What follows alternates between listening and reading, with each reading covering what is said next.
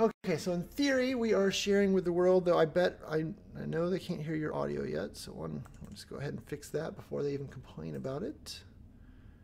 This button. All right, so that is that. So then let's go right here. Let's click this button. So this is the live URL, or the live stream, if you will.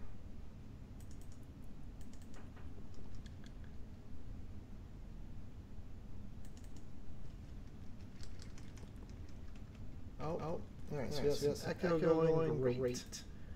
See, this is why we go live. So in theory, they can hear you. Say hello to the peeps. Hello, world. There you go. So they're telling me I'm echoing. All right, Lori, did that stop me from echoing? It's an amazing thing, right? We do the same show. We're 400 shows in, and to this day, every single episode we have issues with the audio because the technology. All right, so that fixes that. Okay, so Lori, you can hear me fine. I look beautiful. I know that. How about Troy? Can you hear Troy okay? Is everything good there? Troy, tell Lori she's nice. Lori, you're very nice. There you go. Appreciate all the work you do. And Lori's in Alabama, so you guys are not cool. terribly far apart. Yep. All right, she's typing.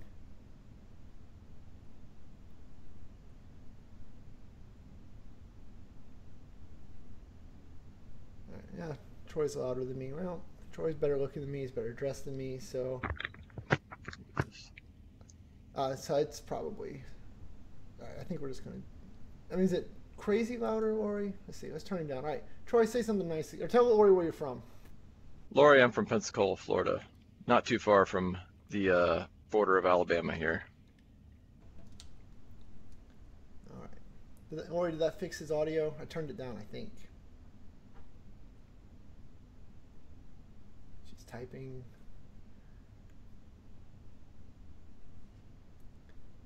And while she's typing, I'm going to go over here and say, come join the podcast. Without, yes, spell it correctly. Todd Clint. All right. Tweeted. All right. She grew up in Orange Beach.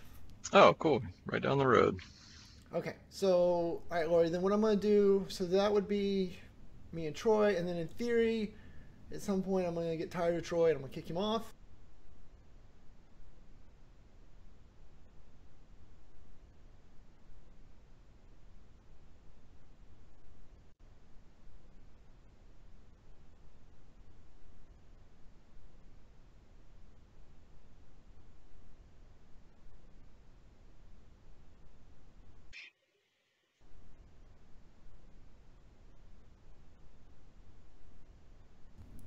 So, Lori, can you hear now? Yeah, we lost Troy. We lost the audio. Is what they're chiming in the chat room. See, they're all excited about you being dressed up and stuff. We don't get a lot of visitors. Well, I've got shorts and flip-flops on down below, so. There you go. It's all a facade. Okay. All right. And so then if I switch back to the both of us scene, now you hear the echo. Is that correct? I don't want to get excited, but I think I almost understand how this silly thing's happening.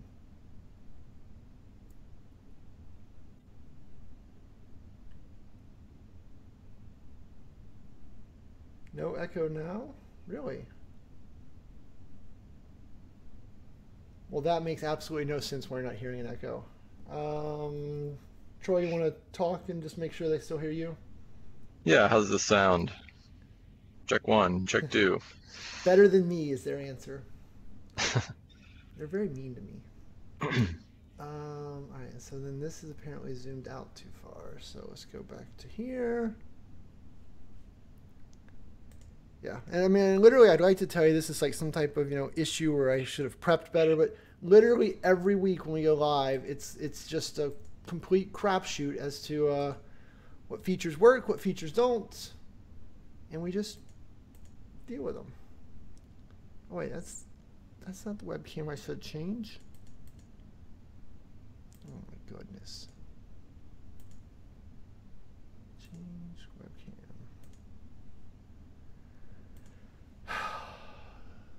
Computers make me want to drink.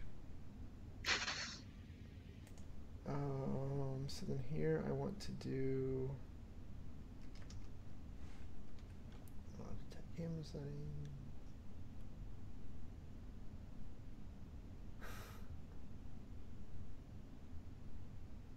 Alright, so now let's go into here. Ooh, that's too far. Alright, I'm gonna leave that up because I might change that on the fly. Alright, I'm switching back to the me only scene because everyone likes me better. And so that looks like that, and then what I can do is just pop this. Ooh, there we go. Okay. Okie dokie. That's good. That's good. I do not need to see that, so let's get rid of that. Did I make a note about that? Oh man, there's Jason. All right, the chat room is filling up, so no pressure, but there's lots of people want to watch you do it live. I told them that I wasn't going to edit it out, so they're like, oh, we want to see what he messes up. All right, let's put this over here out of the way.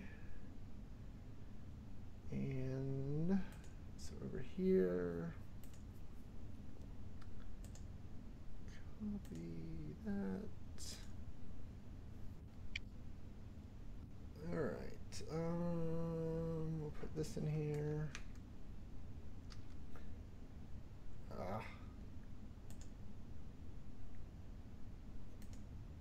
That.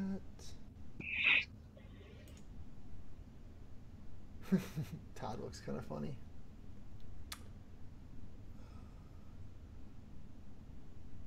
All right, Lori, what do you think? Are we ready to do this thing?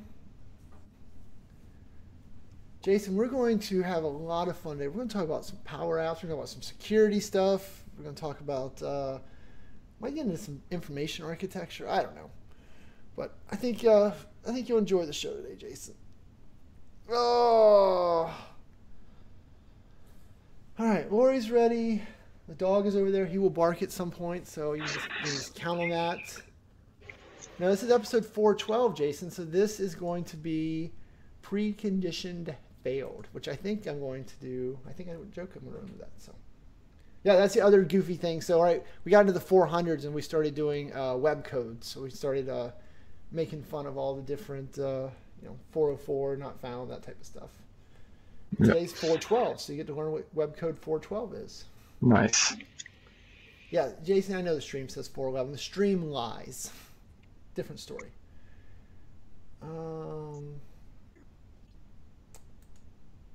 Let's see. Here, we'll just prove to Jason that the stream lies. Snipping tool.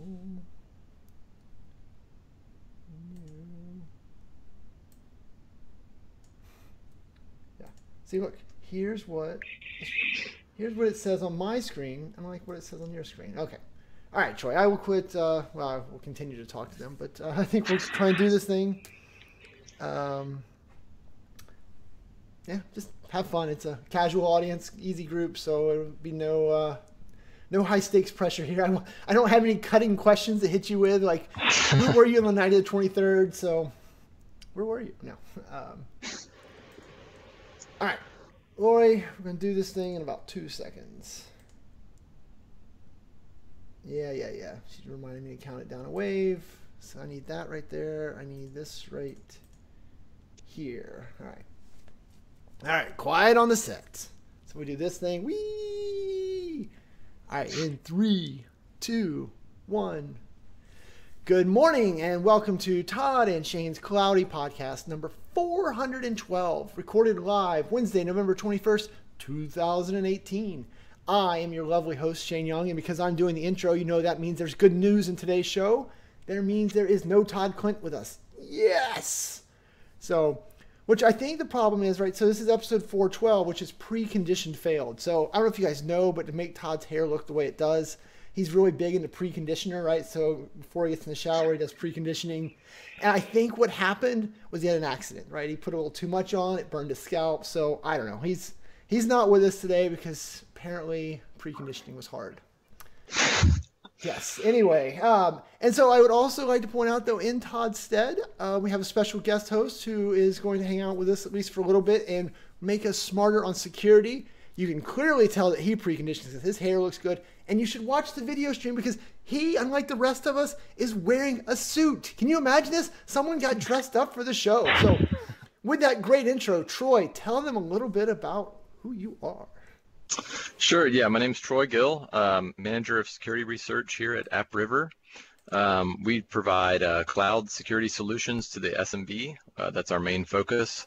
Our first product offering was email security. We still thrive on that today, and then we've become a big player in the Microsoft 365 program. We were the first US-based syndication partner for that program. We've offered hosted exchange through the years, web security, a whole suite of offerings, antivirus, endpoint as well, recently. So just a bevy of solutions, but really trying to cater those enterprise grade solutions to the SMB.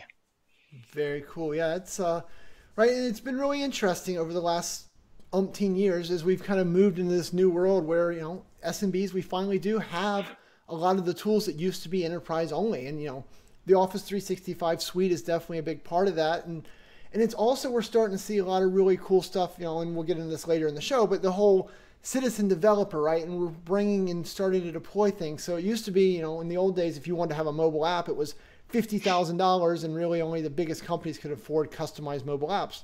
Now with Power Apps, right? You can hop in there in a few minutes, maybe a couple hours, maybe a couple weeks, depending on how you do.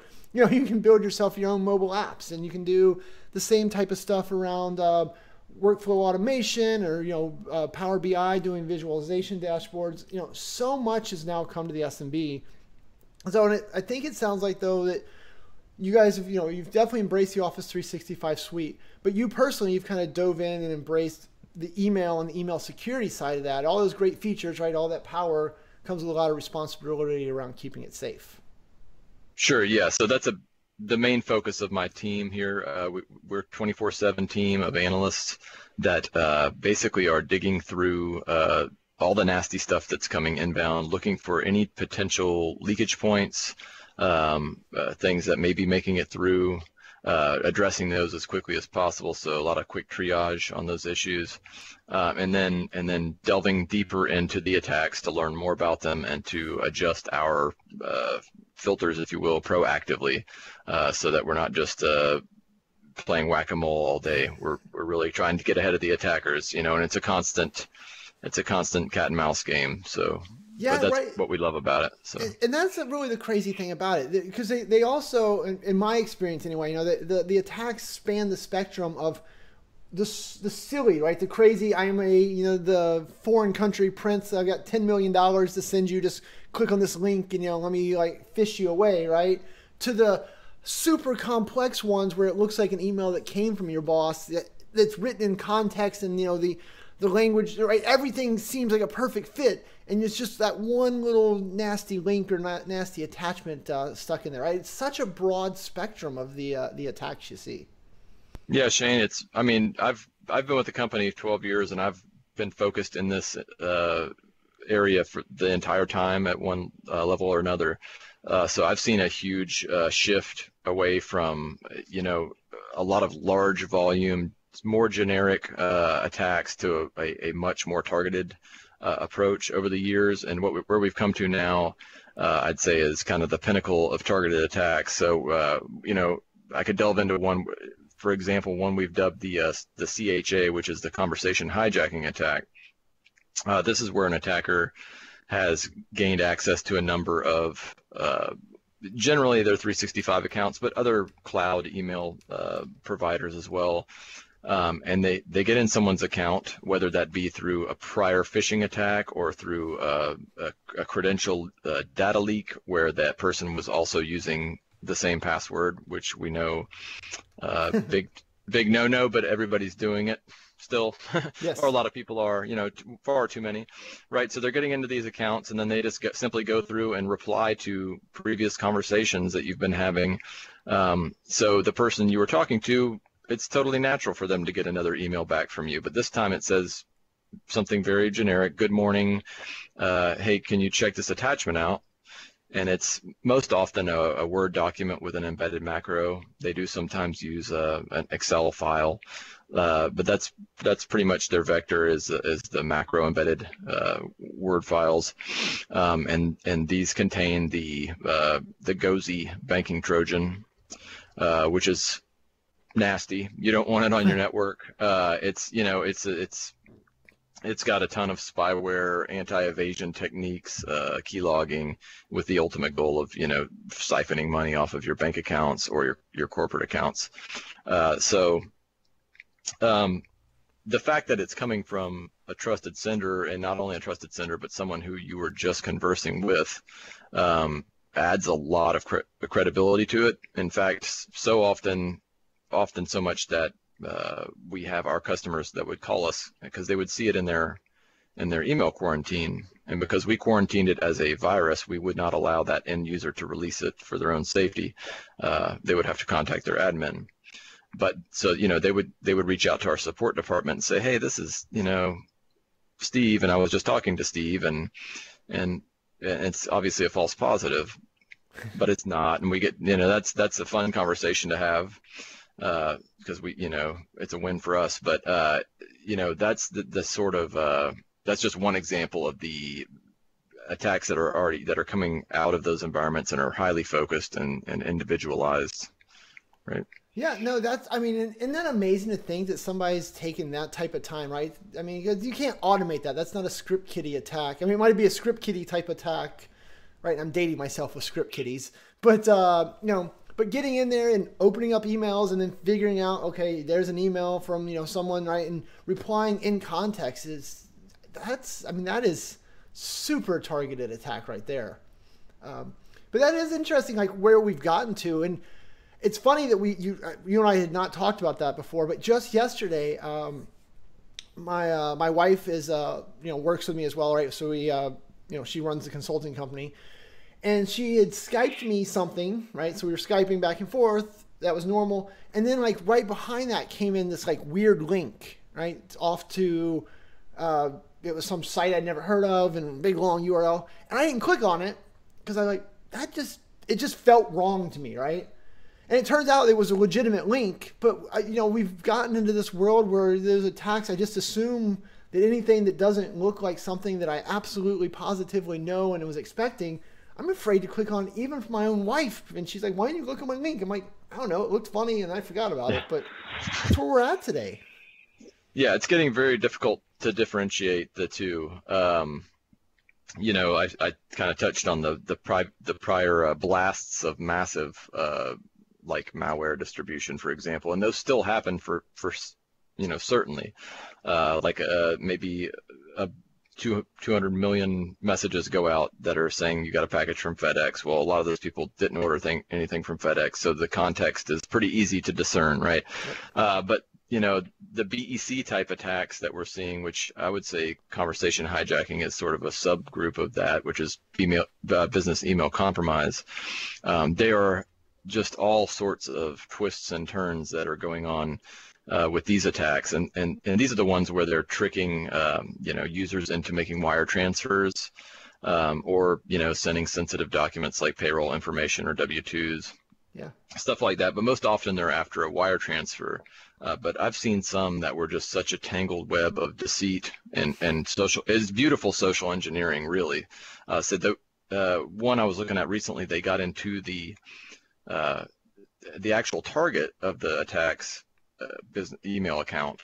They went through his previous conversations and learned all about who he does business with, who they pay invoices to, and using that information was able to craft a spoofed message that looked and felt exactly like that person that they normally communicated with about the invoices, right? So, and they just let them know, hey, we changed our bank account information. Your last payment didn't go through.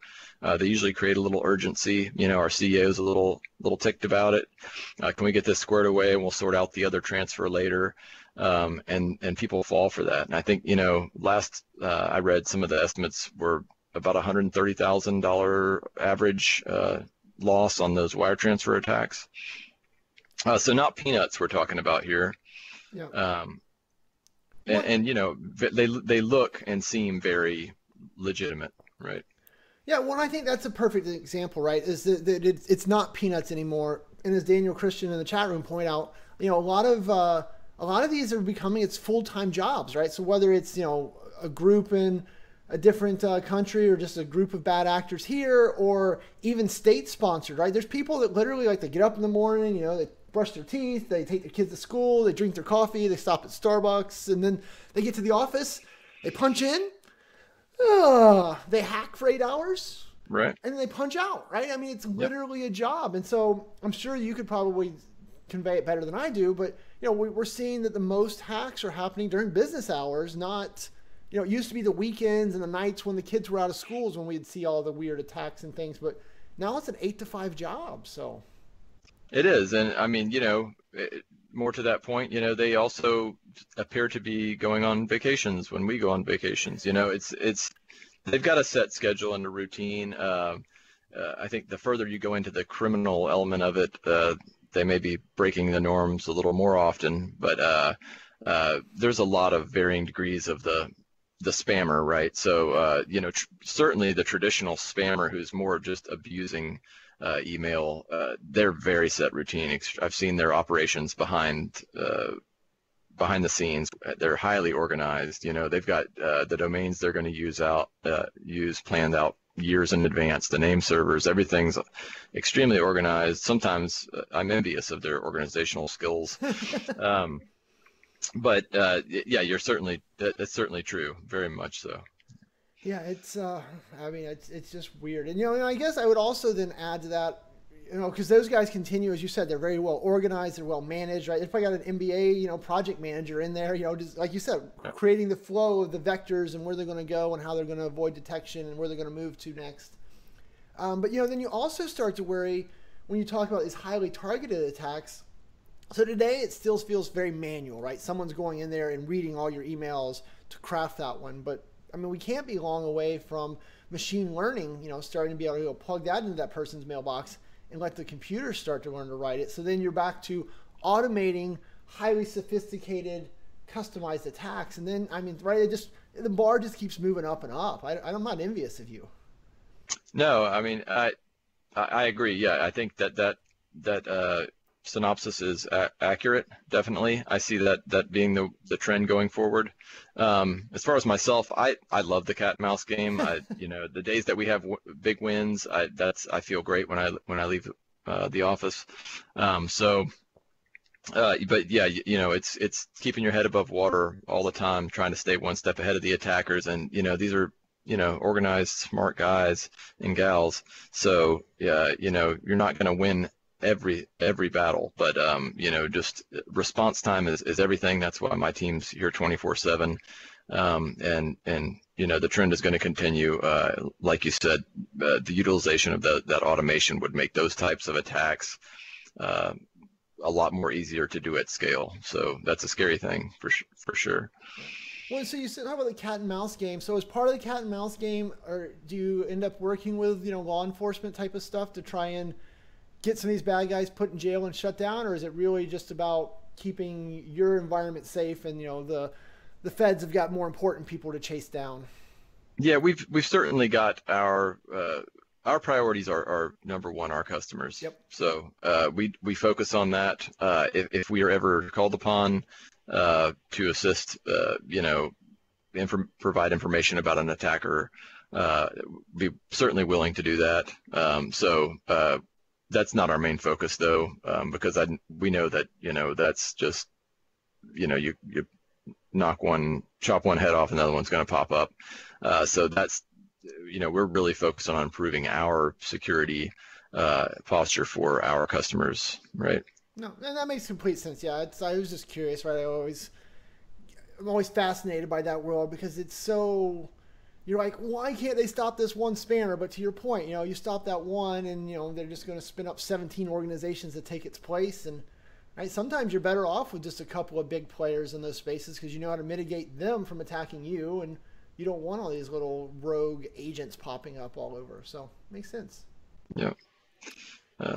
Yeah. So there's been a lot of different interesting trends this year too. One that we kind of find interesting. You may have read about it or heard about it. We have an internal name which I can't mention because I'm not sure it's PG rated, but so this attack is interesting and fun to me because I kind of predicted it a couple of years ago here at the office. Is where the attackers are taking a data breach and they're correlating someone's email address to a password, right? So some data breach where the password is correlated to the email address, then they'll email that person and put that person's own password in the subject of the email. That's a real attention grabber. Hey, this password, and they recognize it. That's a real password that they used.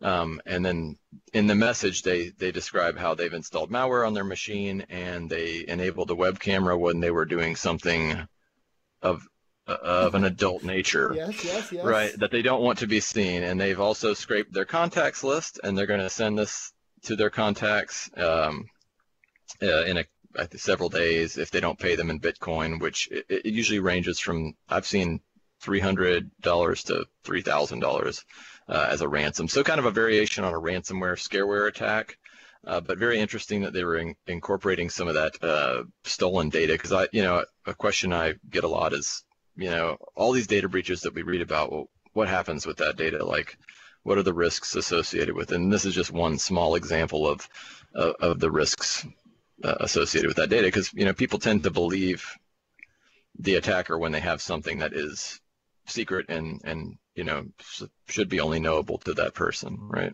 Yeah, and it's interesting that in this day and age that people still do inappropriate things in front of their computer. You would think that this has been a problem long enough, right? That you're like, all right, if I got a webcam and I want to do inappropriate things, maybe I should cover up, remove the webcam, something. I guess people are just lazy. I don't know. That's mind-boggling that people still fall for, oh my God. I mean, if they told me they had my webcam footage, I'd be like, share it. It's already on the internet anyway, right? Right.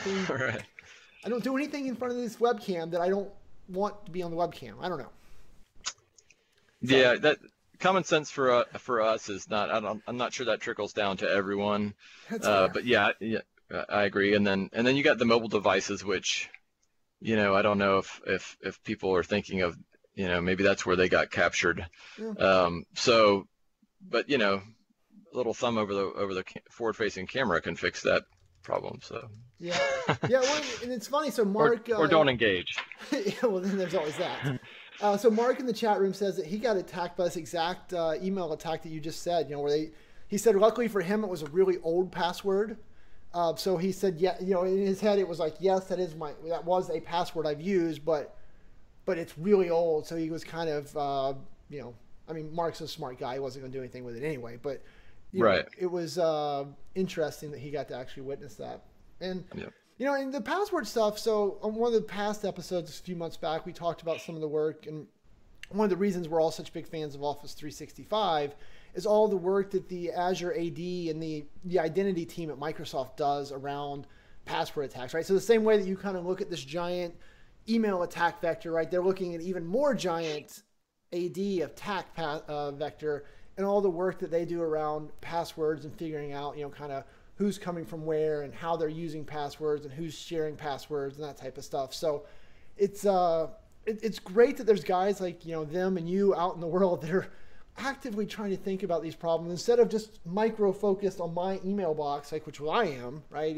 You're thinking about it at a very holistic level. So yeah, it's definitely needed. I mean, it takes multiple layers to secure, right? It's so definitely, all these things fit together to form a more firm security posture.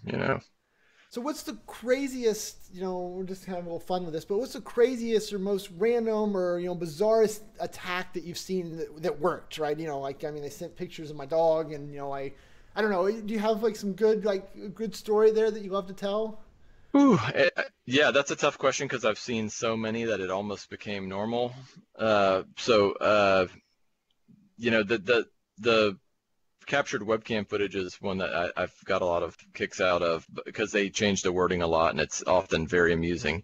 But another one I've seen recently that really has ramped up, that's pretty interesting. I don't know if it's humorous per se, but That's all right. kind of. But we were calling it the DSD. It's distributed spam distraction attack. So kind of like a play on the DDoS. Yeah. So is email bombing is something on the dark. You can get these services on the dark web for $10 to $12, or depending on how many you want to send, where you basically you go in and you pay, and then someone's automated program goes out and registers this email address on basically every unsecured web form where you can sign up for a newsletter or a membership to a club. So fully automated, and then that person gets flooded with tens of thousands of welcome emails, right? So you can do that just to kind of denial of service somebody's email, and they do that, somebody that's, angered you in some way, or you don't want them to be able to use their email that day for whatever nefarious reason. Right. But we've also seen it embraced by the attackers lately who are committing fraudulent purchases on that account, or someone's account that's tied to that email. So they're trying to hide a purchase receipt email in that huge bombardment of other emails, right? So we've done a lot of work here to be able to mitigate those as they're happening, and then always work with our customers, hands-on to let them know, this is what this is. Somebody probably made a fraudulent purchase on your account, and you need to go ahead and check basically every account, and we'll help them find the message that the attackers are trying to hide in that slew of emails. So that's just kind of an interesting, fun one that we've been seeing a lot more of lately. So like it's the email version of the glitter bomb, right? Right, exactly. $20 to send somebody glitter the envelope full of glitter that explodes all over their house. Instead, you're sending the same dollars. I get that, but then, but yeah, I like that. So then they're in bet. So then they're going to go and charge something on your Amazon account, which Amazon would send you a notification, but it's one of 20,000 emails, so you're never going to see it. So, I get that. That's and that's definitely a very right. The getting the false positives out of it. Oh, that's a pretty complicated one. I like that. Yeah, because the emails are coming from legitimate senders, right? Yeah. I wish they would secure their web forms, but. Well, and so as a business owner, though, I can tell you that's a tough one. So a lot of those web forms. One of the things that we as someone who's got a web form that drives the majority of our paying work, you try to reduce the amount of friction as much as possible, right? Because I want to make it so that it's as easy as possible. If somebody's even remotely thinking about, inquiring about my services, I want them to be able to give me as little info as possible to start that ball rolling. Right. So adding CAPTCHA to that, I mean, I've never studied it, but I'm gonna guess, knowing people, it's gonna cut down on the number of leads I get from my website by half. So at the end of the day, we deal with a little extra spam, a little extra stuff because we don't want to have the sign up friction. But I realize that causes problems for people like you. But at the end of the day, I have to worry about problems like me getting enough business. So it's tough. Yeah, it is. It is. I guess the good news for you is that we don't automate anything. So if you sign up bad stuff on our website, we're not going to send an email to the person. So I'm not helping in the glitter bomb, but still. Just give you that other side of the coin perspective on why more people don't have secured forms. Right. Yeah.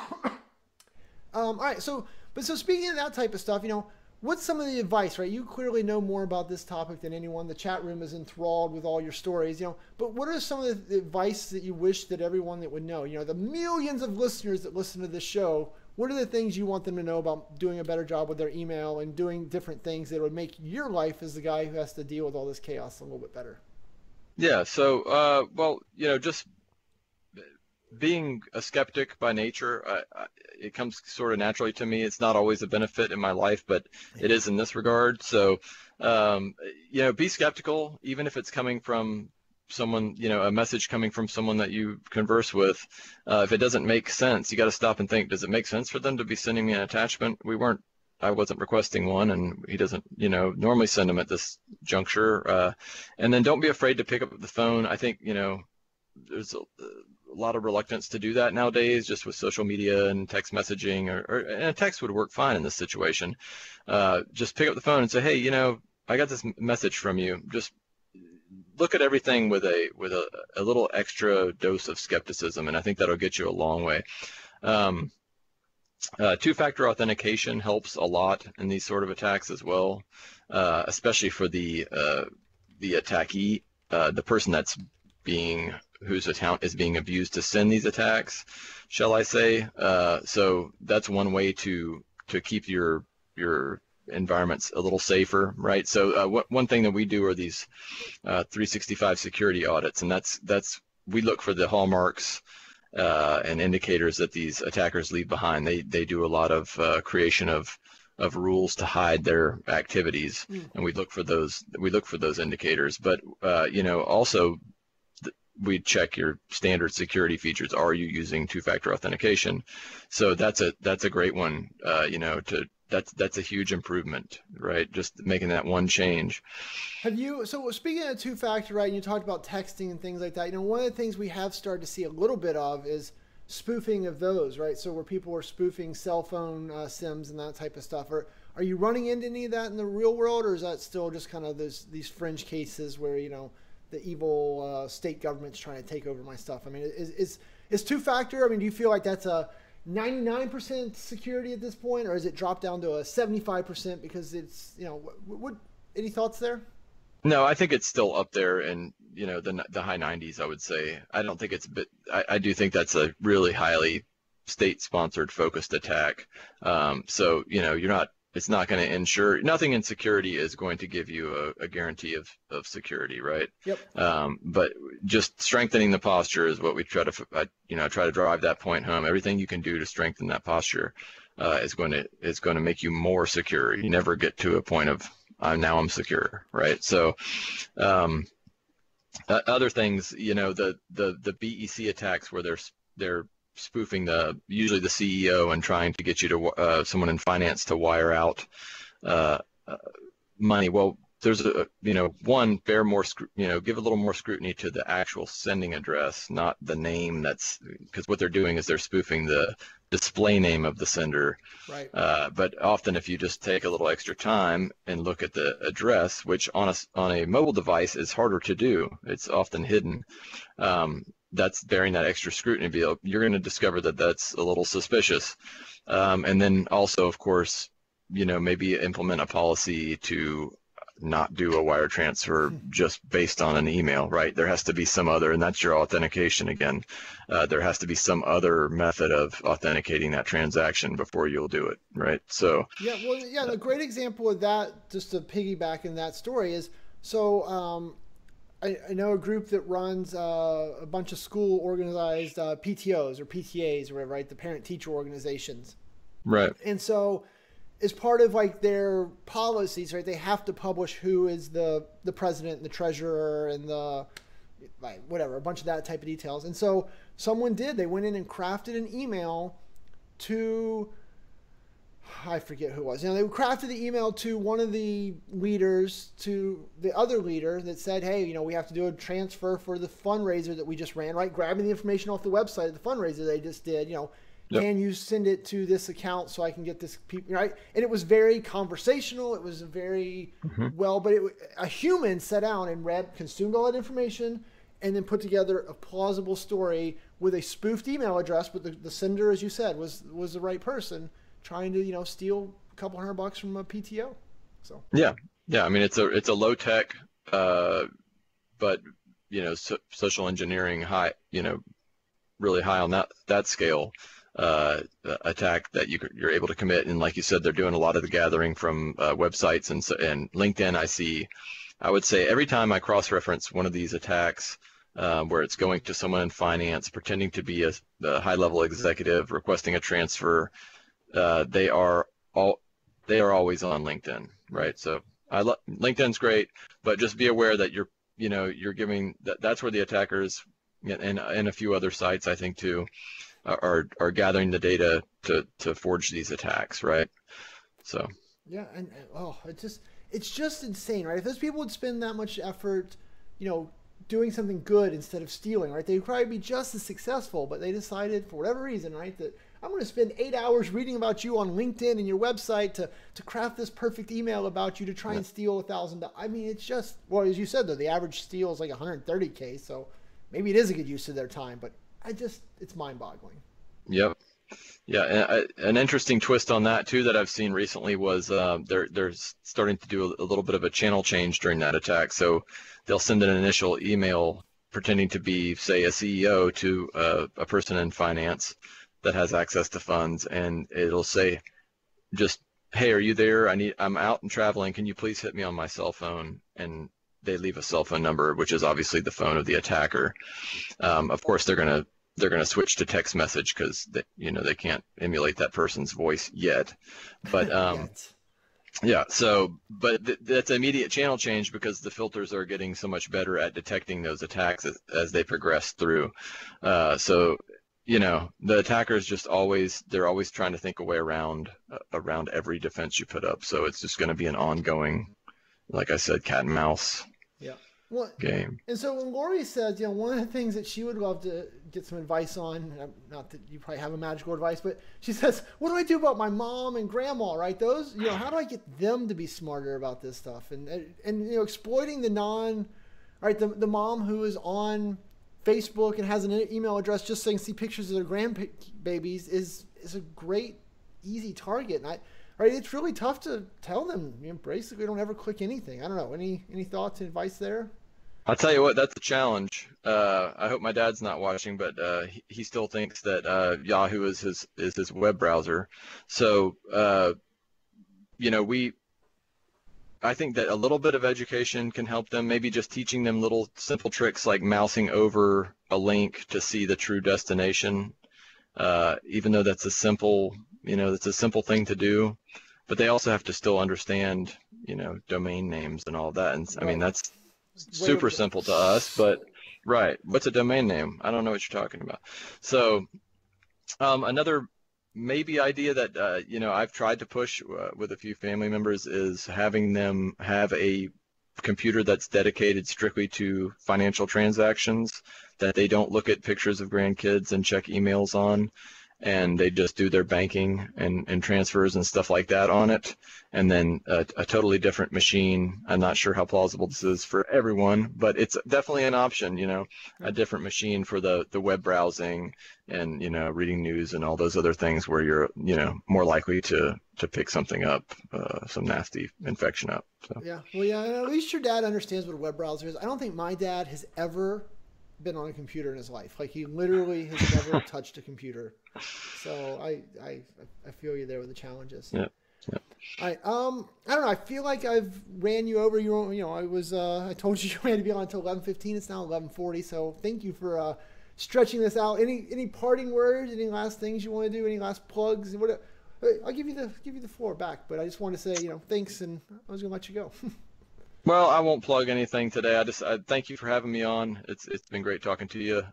Maybe we can do it again, and I appreciate it. Yeah, no, the chat room, hopefully all the listeners will love it as much as the chat room, but they were like all sitting there on the edge of their seat. I told you that they really enjoy these stories about vectors and, the weird things and the bad things. And because we all like to think about the criminal masterminds. Maybe we all want to secretly be criminal masterminds. But yeah, no, Troy, I appreciate it. We appreciate AppRiver, being a sponsor and all of those fun things. So I guess I'll just say thanks and have a great day.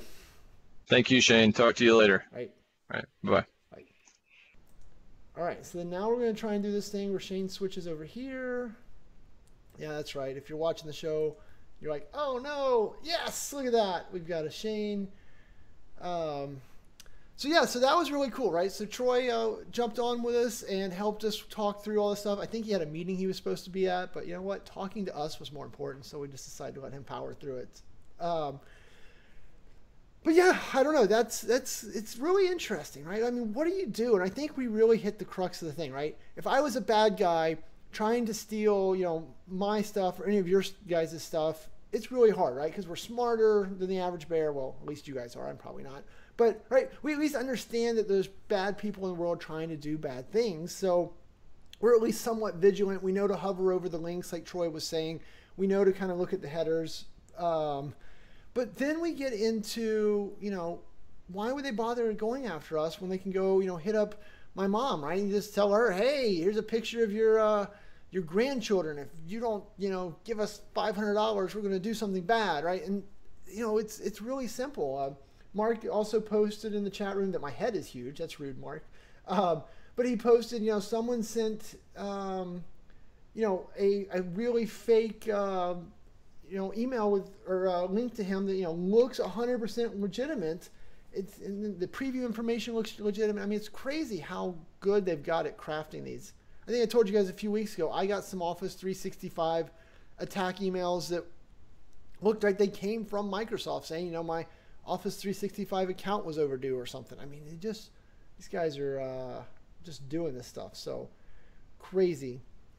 Let's see. So I had some other topics out here, but man, I don't want to go get lost in any of those because I feel like we did a good job with Troy, and I feel like the show's at a high point. If I keep talking, I'm just going to drag it on down, I think is my fear here. So let's switch over real quick, and then let's just talk about some of the upcoming stuff.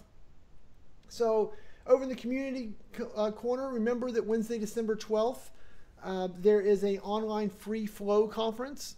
Free flow, that sounds weird, right? There's a free online Microsoft Flow conference. That's probably an easier way to say it. But there's a bunch of these half-hour sessions. Some of them are beginner stuff, some of them are super advanced stuff, but just a bunch of sessions put together and ran by John Levesque on the Microsoft Flow evangelist from Microsoft. So he's going to kind of put it on and host it, and then kind of walk you through all the different content. So great opportunity. You can check out my video that I did that, it took a lot of editing to do because I did the Tesla stuff, and I kind of walked through how that works, and I actually walked through how I built that with the API. So how I went from API documentation to Flow and translated it, because just like a lot of you, I'm not a developer, so that was really hard the first time. So we kind of walked through some of that. So then we've got the Thrive conference. So that's why Todd is on his way to good old Europe. So he will be over there December 4th and the 5th. Well, he'll be over there a lot more than that, but he's speaking at the 4th and the 5th. He's doing an all-day workshop on the 3rd. So, probably a little late to check that one out, but if you get to this in time, I think that would be fun. SP TechCon in Austin. That will be February 10th through the 13th, right? So that's coming up a few months out. Todd and I will be there. We're going to do some Power Apps and Flow stuff. We're going to do some SharePoint stuff, some PowerShell stuff, some Office 365 security. A lot of fun stuff. Todd and I doing what Todd and I do, getting on stage and bantering back and forth, and hopefully you're learning along the way. Then there is the North American Collaboration Summit, March 14th and 15th. So I will be doing an all-day Power Apps thing. There will also be, I'll do some content on Power Apps and SQL. Todd picked up some sessions, but he was too lazy to add what they were, so I don't remember what Todd's doing. Just assume Todd's there to follow me around. And then the big one, of course, is the SharePoint Conference, North America, May 21st through 23rd. Make sure you've got that on your radar if you are still one of those wild and wacky SharePointy people. So, looks like Lori will be doing some Power BI. She says there. I'm guessing she means she'll be doing Power BI at SP TechCon.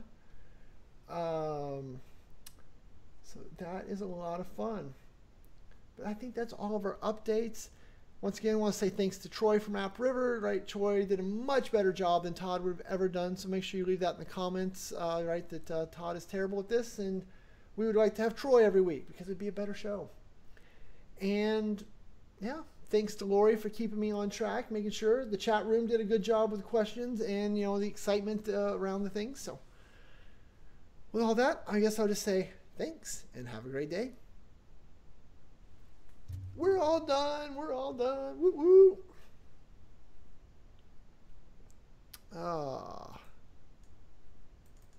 Hopefully that was interesting. I don't know. It was.